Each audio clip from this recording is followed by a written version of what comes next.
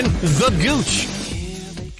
Yes, it is. I'm right here live at the bottom line. As you know, 22 Front Street, a stone throw away. No, a slap shot away from the Hockey Hall of Fame. And, of course, just down the street, those Toronto Maple Leafs play hockey. Yes, hockey.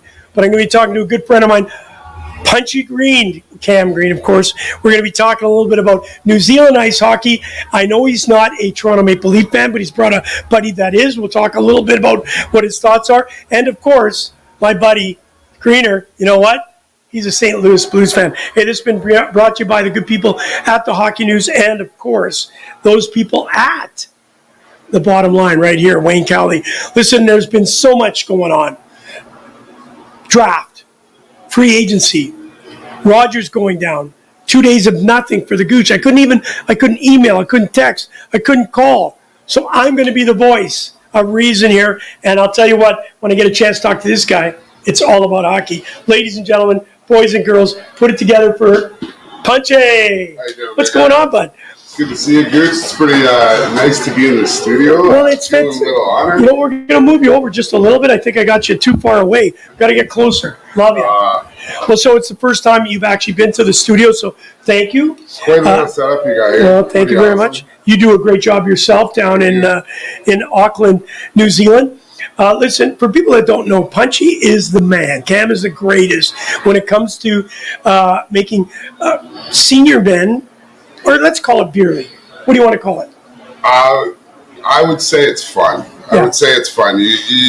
Everybody likes to feel like a hero every once in a while. Yeah. So we try to give the old guys some shine too, and we're up at the show. You know what it is? It's called professional beer hockey because nobody does it better than you. Of course, you're the founder of the Hockey House. It's the 10th season. Yeah. So 10 seasons strong. So we went from a measly 4 teams. We got 18 across a couple leagues now, and lots of old guys having fun on Thursdays and making sure that we don't get too hard on each other, and we can still make it to work the next day. Well, we won't make the shot too close because we'll see how old we are. Yeah. Hey, listen, talk to me about, you're from, obviously, St. Catharines or Niagara region. Yeah. You know our good buddy, Zenek Kanaka. We did the Ice Hockey Classic. You had a chance to get on the ice with him. We got to get on the ice together. Hell of a sick hands, and man, can he shoot. Talk to me about your journey. Obviously, you're down in a country where a lot of people don't associate ice hockey with the country New Zealand. They really talk about the All Blacks. Yeah, it's definitely a rugby heavy country, but for me when I originally moved down to New Zealand, I had lost the game of hockey for a little while, and it came roaring back to me and all these expats and all these guys that were enjoying the game. So giving them a place to play has been it's been my opportunity to come back to Canada once a week. Every time I get to go to the rink, I'm surrounded by very few people that have an accent anymore, and it makes me feel a little bit at home. So the way that it's just evolved organically has been pretty awesome. So. Well, I've had the opportunity, obviously, not only to see it in action, but the BHL is something that's just unbelievable. You make everybody feel like they're playing pro hockey. You've expanded this from obviously a very small league into a very professionally run, and I've been there. You do it all. You organize, you ref, you play, you announce. It's absolutely incredible, and I think people in New Zealand, you got to be so thankful what you've got, because a lot of teams don't have the opportunity what you've given these teams or even players to do. How did it all come about? So really the best part of the BHL and the Hockey House is the fact that it really grew organically. We kind of do everything ourselves. Like you can say it's me, but really I'm just the guy steering the ship. And, at the end of the day, it's everybody who is behind the scenes contributing, all the guys that have really bought into it. And it's how I met you, Gouche. It's passion, right? You have passion for the game that you learn, the game that you love. And it becomes a lifestyle, so it's that passion that has come out in these people that have just made it grow and be organic. And it's really starting to kickstart. You have guys that are now in place with the federation, and the game is just growing leaps and bounds in the country. There's so many kids out. having the opportunity now, hockey just gives you so many opportunities. One of them that I have now is ice hockey. Don't forget we're down in that. Ice hockey. But helping teach the kids and seeing it grow in such a country where, like you said, rugby is the most prevalent sport. So, yeah, it's been pretty amazing. How cool is it? We got people walking by and saying hello. Of course, we're on a podcast talking hockey. It's a beautiful sunny day. Everybody's getting ready for the Blue Jays game. I wanted to talk to you about, obviously, me meeting you down there and just, you talk about passion. There's no question I have passion, but you've got just double the amount of passion in a country that really doesn't understand the game yet, but you've got a lot of good hockey players. I've had a chance to watch the Ice Blacks, as they call it. The Ice Ferns have done a very good job over the years. Andy Mills, of course, Carl McIntyre, they've done a great job in advancing the New Zealand Ice Hockey Federation. And, of course, you got the New Zealand Ice Hockey League where players, have to be somewhat pro, but you've taken that opportunity for these guys when they finish playing, or guys that, like my good friend David Fain, who may not have been at the level to play pro, you've given them the experience of playing pro hockey. You've got announcers. You've got music going on between the breaks and stuff like that. It is absolutely a show in a show. It is a beer leaguer's. It is a bit of a beer leaguer's wet dream, but like I said, it all runs from the inside, and it's not just me announcing. We got guys that are in the military. We got guys that have dedicated their time to come out and help us grow this thing organically. And a lot of these guys, they come to the game through Mighty Ducks. And they come to the game at 17, 18, 19, 20 years old rather than like us growing up on the home ice outside and starting when we're 3 and 4 and where you could just go walk. So to have these guys that are coming so late in their career and being able to jump into it, and then other expats like myself who just kind of find it. Like I had no idea that ice hockey existed in New Zealand, and now I have the main goal of just trying to tell everybody that hockey is there. Well, and there's no question you've got a big voice. You're a big guy when you think about what you've done for the game, and a big thank you because, I love to grow the game around the world. You brought a couple of cool people here today, of course. We're going to speak to them in a second. The traveling goaltender, what a story that's going to be in itself. Adrian Mitzi, great story. Thank you for bringing him, and we'll talk about that in a second. But what I find is that you've got not only a passion, but you've got this ability to get people to come in the circle. And that's what it's about. Ice hockey, as they know it down under, is a family. And I think that's what you've made us, everybody feel. Even when I was there just sitting in the stands, I just felt really comfortable, and that's really important. Hey, I want to do a shout-out to Robert Wine, always on. Of course, Kevin Barlow, I'm really sorry. The Islanders have done zero in this free agency, but they will do well. Kevin, have the faith. The Isle will be there. Talk to me about, obviously, starting the league, having to do it all. I know you had to step back a little bit because I know how difficult it is playing pro hockey in Germany, being a player, a coach, a general manager, trying to run everything around it, setting up the practices, getting the guys to take care of the junior team and the minor team. It just becomes overwhelming. When everything's going great, everybody loves you. When things go a little south, man, it can get ugly. Talk to me about that feeling.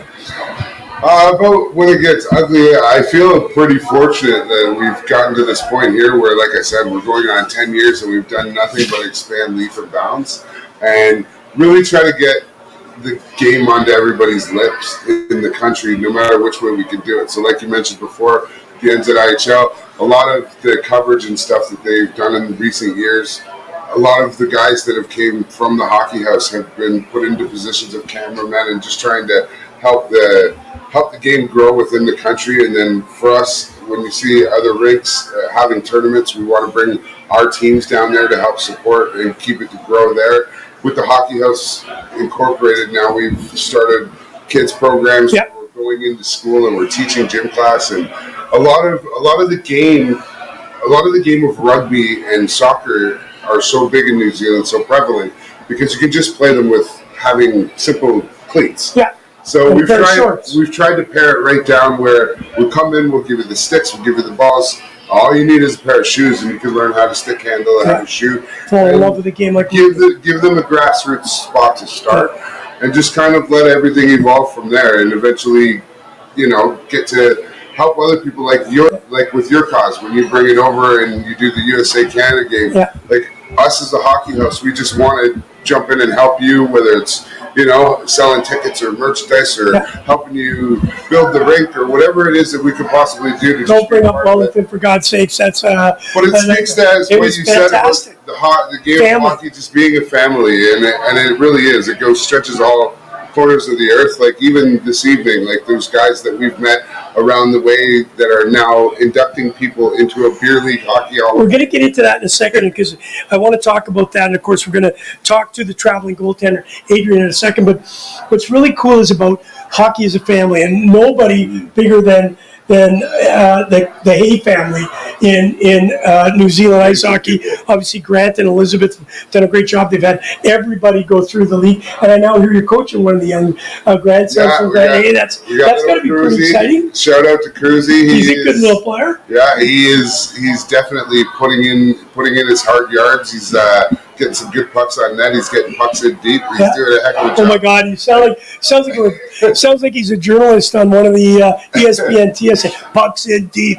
That's Ken Reed. And when you talk about the Hayes, luckily, like in this year, recently I switched teams in the BHL. So now this year I actually will be playing on a team with Andrew, Oliver, and Josh. All three of them? So I got all three so of them. So you win it again.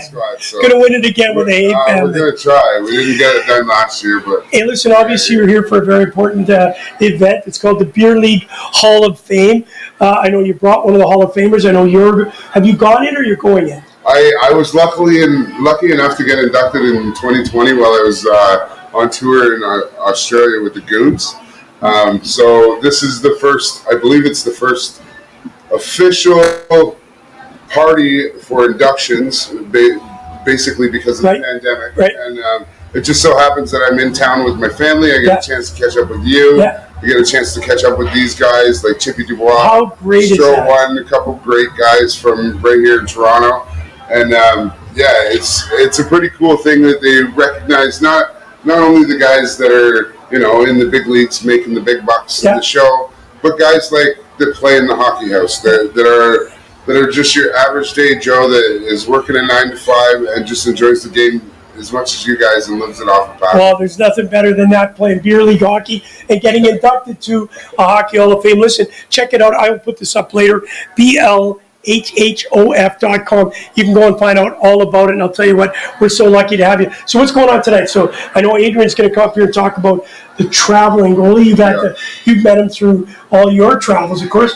Our skates are our passport to the world, basically. Yeah. I've been everywhere in the world, and I guess Adrian yourself have been there. Talk to me about the satisfaction that you get when you get to walk into anywhere that you are, and there's family. Because people think that there's 6 degrees separation. It's not. It's 2 degrees separation when it comes to hockey. Yeah, absolutely. The game of hockey is family. For me, like I said to you before, every time I go to the rink, I get a chance to go home and visit Canada, which has allowed me to stay in New Zealand for over a decade now and really not get homesick, because I have the opportunity to go home whether it be Tuesday or Thursday night, and just be with everybody who is my family. So well, that's fantastic. It's great. It's a pleasure. Well, no. What's going on? If you give me a couple things. I know there's a team called the Goons, the Traveling Goons. I've been invited out a couple times to play. I got an incredible jersey. It's one of my favorite jerseys. I did not sell it.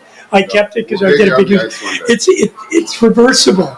It's reversible. One says Gouche, one says Gouche, and it's got number 29. I can't thank you enough for what you do for hockey, ice hockey around the world. Cam, you're a true legend. And I look forward to doing a lot more stuff. There's something that we're going to be doing. I won't let you in on it today. I will let you on in a very, very short period. We are going to be able to go down to New Zealand, and this guy's going to help us. We're going to play in some outdoor rinks, like Gore, like Lake Capricorn. Alexandria, the one place that I really like, Gore. Oh yeah, Gore is I believe it's the southernmost rink in the world. All right, you and I are going to be dangling. And it is cold. It is a very cold barn. We played in it last year, but we got the lay of the land. So we got hot tubs next door. So Cam Green, it's good times. Punchy. You have to be a little bit punchy for what he does. Hey, listen, I can't thank Cam Green for joining me tonight. What an incredible story. It's the story of a guy that falls in love with the game, very good hockey player in his own right, and then he takes that passion, that love for our game, and he ends up taking it to New Zealand, which, again, when you think about it, it's not that big of a country, but they have passion. Don't forget the All Blacks. The All Blacks, if you get a chance, go and take a peek at a film called All or Nothing All Blacks. Now, listen, this is a cool story. I got to meet this guy tonight, Adrian Mitzi. He's standing right beside me. He is a cool dude. Here he is. Adrian, what's going on? Not much. How you doing, Kerry? Thanks for joining us on Gouche Live. It's brought to you by the good people at the Hockey. The Hockey News just doesn't talk about professional hockey. It talks about hockey around the world, and that's how I got started in this. It gave me an opportunity to travel, obviously playing pro hockey in Germany. I got to see Europe, but then I got this crazy opportunity to go down to New Zealand, Australia. But you, young man, have been in 43 different countries. Yes, sir. That in itself is crazy. What's even more crazy is you're a goalie. Talk to me about that. That's craziness. Where do I begin? Being a goalie is a lot of pressure, you know? It's like you got to show up to every game. You got to make promises and keep them. And there's no excuses for not showing up to hockey as a goalie. It's something that's always bothered me, to be honest. Well, I'll tell you what, you can't do a game without a goaltender. And I know there are people, and I want to get into your mind for a second here. Obviously, traveling all these countries, different languages, so it's really good for a goalie because nobody can understand you, even if you're speaking English. We all know as players, we love you and hate you at the same time. And it's so important that you have the opportunity to meet your goalie. I never met my goalies until the game was over because I never came back to the blue line. I didn't do that thing called back checking. But as a goaltender, you know how important you are to the game. The one thing I hate is when you go to a hockey game, there's no goalie, and you got to hit the posts. Talk to me about the urgency of being a goalie because you know it revolves around you. You stop the puck, we score a goal, we win. You don't stop the puck, we don't score, chances are we'll lose. There's a big social aspect to it all, Kerry. Like, if I show up to a game on the other side of the planet and people don't know me and I don't put up a good game, it doesn't look good on me. People don't want to talk to me. It's just the way it is. If I play really well, everybody wants to be your buddy all of a sudden. It's tough on goalies. Honestly, it's really tough. And that's why I think most of us are a little bit different. A little bit. Listen, you've not only been in these 43 countries, but it's a Guinness World Record holder? Yes. Talk to me about that. I went with a group called the Hockey Foundation up to India. We played in Ladakh. We actually shipped boards up there. We left the boards there as a donation for the Indian community to play hockey. Yep. And we pretty much almost died doing this. It was really crazy. Yeah. So if you could just tell us out of 43 countries, give me the top three. Top three, I would say, New Zealand's one of my favorite places that I've been to. You know that, obviously. New Zealand, Australia are great places. Egypt was a lot of fun. I always have fun going to Germany, too. Yes. I know you played in Germany. Where'd you play? I played all over. I played in favorite city in Germany? My favorite city is a town called Aalen. Aalen. Yes, of course. Aalen's a lot of fun. Okay, any other cities that come to mind? Stuttgart's always good. Frankfurt's easy Frankfurt's to fly really good. all the time. Ulm, played Ulm. Senden. Yes. Yes. Wow. Yes. So you've been around the world. Yes, I have. Been around in Germany. Do you like the German beer? Of course. What about Oktoberfest? That's crazy. Oktoberfest is an interesting one. All right, so let's talk about, obviously, it takes a lot of time and energy to do this. What motivates you to get up in the morning, be a goaltender, jump on a flight, and go to a place like some of the places that you're going to be going? Qatar. Who even knew there was hockey there? Who even knew there was a rink? Bahrain, another place that you wouldn't even think. We know we talk about, obviously, New Zealand, Australia, but these are kind of out-of-the-way places. What motivates you to do that? Kerry, I'm like you. You love the game. This guy loves hockey. I've been talking to him for a couple hours now, and the stuff that he's told me just bleeds hockey. This man loves hockey. I understand it. We speak the same language. I just love hockey. I wake up every day, and sometimes you go to bed and you're dreaming about wanting to make this save or that save or deke this guy out that way. If you're doing that kind of stuff, you love hockey. So talk to me about your one moment where you're in net. Obviously, you were here right beside the Hockey Hall of Fame, and your beloved Toronto Maple Leafs. I'm not going to leave you alone with the Toronto Maple. I got a question for you coming up. But talk to me about the fact that you're just there at the moment. Is there one where you say, I can't believe I'm doing this. I am in X.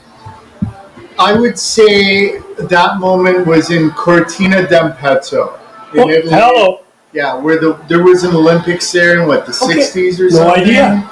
And I remember just staring out, and you could see the mountains from the net, and you're sitting there, standing there, praying not to give up. Should have been sitting. Yes. But I was looking out of the glass because you could see the mountains, and I just knew that I was doing the right thing. Yeah. So, as a young goaltender, you played goalie all your life, I assume. How did it start? How did you fall in love with being a goalie? Because you couldn't skate? I was a young Maltese kid growing up in the Junction here, and I met a couple of kids that were older than me, and I started to learn how to skate and, playing street hockey. Yeah, how that is. Yeah. Now it's illegal for some reason. Yes, of course. Really? No, because nobody wants to have fun anymore. I remember we could dent up a car in the neighborhood, and there's some great commercials about that. Nobody would call about it, right? No. Like you knew. It's all part of it. Yeah. It's a local thing. It's hockey. Now, obviously, I've been introduced to you today at the bottom line. Wayne Kelly, 57 minutes in the National Hockey League as a goaltender, and he always keeps reminding me it's 57 more minutes than I got. I want to ask you, I met you through a guy named Cam Green, Punchy. We just had him on. Talk to me about people like that. Like when you get this opportunity to meet somebody that's just this vivacious, bigger than life kind of personality. And people, one of the things that I've learned through my life, my mom was like this too, just people want to gravitate to you and say, okay, tell me a story. And, I can tell stories. I know Punchy can tell stories. I've already heard some of your stories, but that's what motivates us, to be able to sit around a table, have a beer, have a glass of wine, play a little hockey, play a little stick, but then it's the stories afterwards that makes it so much fun. Punchy is a magnet.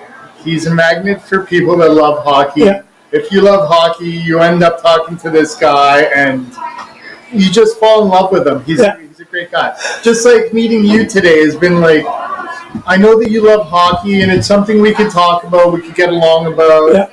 We could just have a beer and talk the game or get on the ice, hopefully. Yes, we're going to. At some point. Yeah. And, when you I'm going to show you these silky hands. When you play hockey, there's nothing else happening in the world, right? That's a good point. So you just get on the ice, and it's you and your friends and the love of the game. And I hope everybody out there loves the game enough to enjoy that. Okay, so talk to me a little bit about then, as we wrap this up. Talk to me tonight. You're going off to the Beer League Hall of Fame. It's a great looking T-shirt, of course. I love it. And Cam's already inducted. Are you inducted yet? Yes, I am. Of course you are. You're probably one of the first, for God's sakes. It's a fantastic T-shirt. So I'm going to ask you some questions. What does it mean? It's got beer. It's got sticks. It's got pucks. So these gold shirts are just for the inducted members of the Beer League Hockey Hall of Fame. And right now it's myself, Cam, Punchy Green, and we have a friend in Germany named Andy Tanzer. Andy Tanzer. He also played in the Oberliga, which you played in. I did. So he's also another traveling guy that loves hockey just as much as we do. So now that I met you, we're going to put this cast and crew together, and I think we're going to try and do a little bit of a tour. We're going to try and, that you've played in all these countries. We're going to have to pick one country. Have you been to Argentina? Yes. God dang it. I played in Ushuaia. Oh, come on. Do you know Matthew Meisner? No. Do you know that I was just on a show with him? There's a gentleman named John Altpert. You heard that name? It's called The Last Game. You got to watch this. You and I are going to, and I'll get Cam on this too. John Altpert was just down with Darius Kasparaitis in Ushuaia. Yes, okay. I was to be there. I just couldn't get a flight to go down there. It's an outdoor rink. Yes, how incredible is that? Matthew Meisner, this man has been in your rink. Talk to us about that experience, because the mountains are right there. The one thing I remember about that ice rink is that there's a lot of sand on it. Because it's like a desert area outside of the rink. Yeah. But the view from the rink It's in the beautiful. morning was Yeah. unbelievable. Yeah. Yeah. All right. So as I let you go, talk to me a little bit about what the future looks like. I know you're going to Qatar. I know you're going to, obviously, Bahrain is another one. I think, if I'm not mistaken, Oman. where the heck is that? Oman is just south of Qatar. It's in the Middle East as well. Yeah. Have you played in that mall yet in Dubai? I played not in the mall. I played in the old rink in Dubai. Really? Yeah. Okay. How cool would that be? Have you played? Let me ask you this question. Have you actually played in a rink that's in a mall? Yes. In Edmonton? Thailand. Have you been in Edmonton? No, I haven't been to. How about Singapore? Singapore? I played in the old rink. Okay. Before the new rink. I played in the mall. Yeah. That's cool. Yeah. So That's I played really in cool. the old rink was a smaller rink. Yeah, I'll tell you what, we could be here all night. We could bring Cam back up. We could tell stories forever. But I'm so honored that you guys had a few minutes to join me, and we could talk a little bit about outside of the NHL. Beer league hockey is thriving everywhere. You meet people from all around the world that you just bring up the word hockey or ice hockey, and somebody's got a story. And this man here, Adrian Mitzi, thank you for joining me. Thank you for having Unbelievable. me. Thank you, Kerry. Unbelievable. What a great day. What a great day for Gouche Live.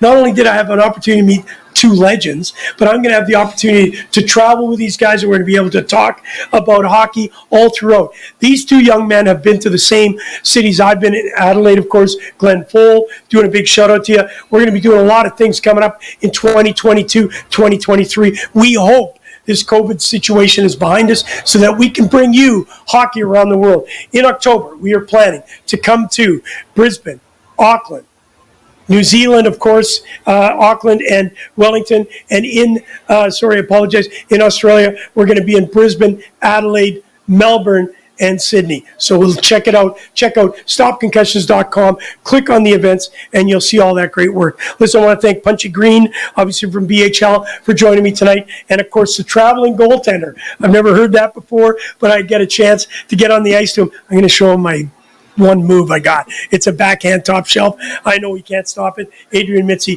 thank you for joining us. You've been watching Gouche Live right here at the bottom line, 22 Front Street. Do not forget to check out the chicken wings. You've been listening to Gouche Live with your host, Kerry Goulet, better known as The Gooch, brought to you by the Hockey News and Sports Illustrated.